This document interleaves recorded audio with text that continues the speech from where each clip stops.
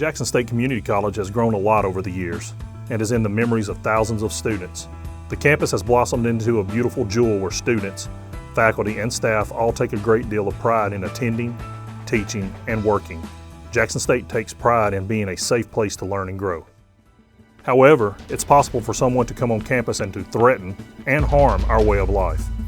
The Jackson State Police Department, partnered with Jackson Police Department, work hard every day to promote a safe environment for students and employees. Should the unthinkable happen, you must learn how to react to lessen the impact and to protect yourself and those around you. Higher education institutions have fallen victim to horrific incidents in recent years. Realizing this, we should learn how to properly react and train others to prevent injuries and save lives. Hello, I'm Darren Billings, Director of Environmental Health and Safety here at Jackson State. Although unlikely, at any time you could be faced with a situation in which an armed aggressor is threatening your safety or those around you. Today, we would like to introduce you to a program called ALICE. The acronym ALICE stands for Alert, Lockdown, Inform, Counter, and Evacuate. With the proper use of these 5 steps, you can save your life and the lives of others. Although the letters in the acronym appear to be sequential steps you must follow, the letters are just a way for you to remember key concepts you must use to stay safe. Your decision should be based on the situation. Should you find yourself in danger, you may choose to run, lock down, or have no choice but to fight. Alert refers to the way you learn about the threatening situation and how to communicate the danger to others. You may see the aggressor, you may hear gunshots, screams, or other loud noises. Someone may tell you, or you may even receive a phone call or a J-alert message. Once alerted, you must take action. If you are unable to get out quickly or safely, you may need to lock down or barricading the door and preventing the aggressor from getting to you.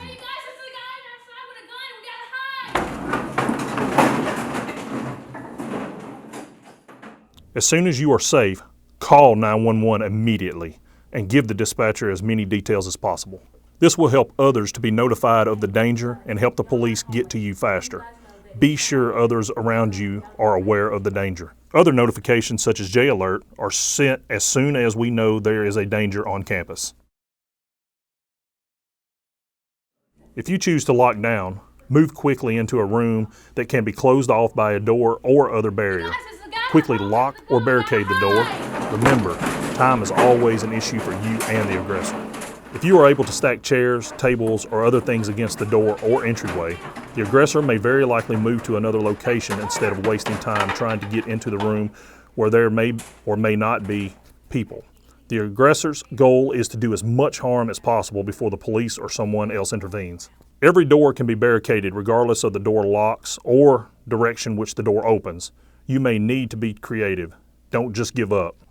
Once you have locked and barricaded the door, quickly move to an area out of sight and start coming up with a plan for how you will respond should the aggressor be determined to get into your safe area. Coordinate your actions. Start gathering several items that you can use to protect yourself.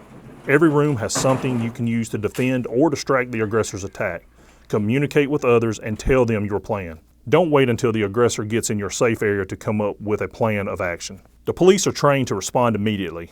Remember, you called them and they are on the way. The police are not there to care for those that are injured or stop to get people out of the building. Their mission is to stop the aggressor from harming others as quickly as possible. Because of this quick response by the police, we continue to emphasize that this quick response really does count. Staying informed is very important.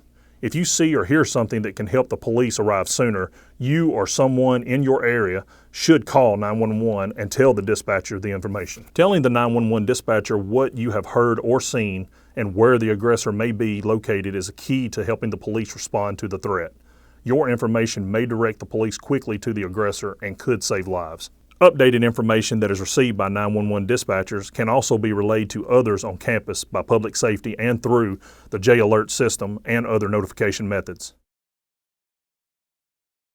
If you receive updates how the police response is going or the last known location of the aggressor, this information may help you make a plan or make a decision such as continuing to lock down, evacuating, or getting ready for something else that may soon happen.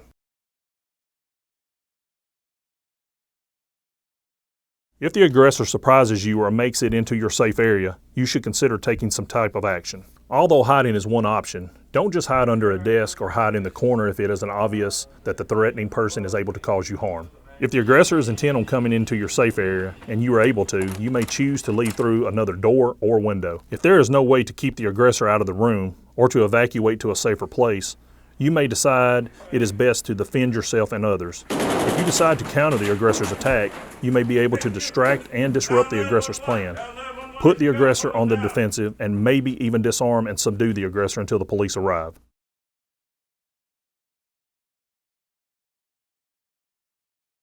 Once on the floor, try to separate the weapon from the aggressor, but never pick it up or handle it.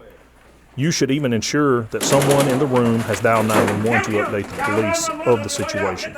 If possible, hold the aggressor down on the floor until the police arrive. Once again, do not pick up the weapon, as you may then be mistaken for the aggressor. If you are staying in the room, carefully place a trash can or a large item over the weapon and guard it until the police arrive. If the person on the floor is still a threat, you may choose to leave the room.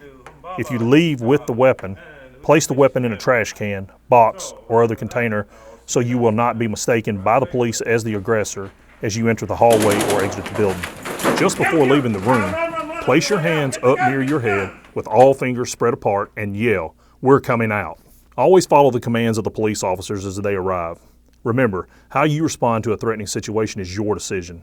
These options are only presented so that you may make a decision if you ever find yourself in a dangerous situation. The ALICE program is designed to teach students, employees, and visitors of Jackson State how to react based on any type of threatening situation. Only confront the aggressor if it is obvious that you are in immediate danger and if there is no way to lock down or evacuate the area you are in. When using the counter component of the ALICE program, the goal is to disorient, disarm, and surprise the aggressor so that he or she is not able to injure others at will. In the video, students use books, book bags, and other items that were readily accessible to throw once they had no other option. Never leave a safe or secure area to confront the problem. Only use this option as a last resort. Once again, only use the steps of the ALICE program that are necessary to keep yourself and others safe, and be ready to use the other steps should the situation change. Jackson State Community College has had a long history of providing a safe environment for its students, faculty, and staff. We are committed to providing information and resources to make this a safe campus. I encourage you to always be prepared and to never think this cannot happen here. As you saw in the video, the right actions can save your life as well as the lives of others around you.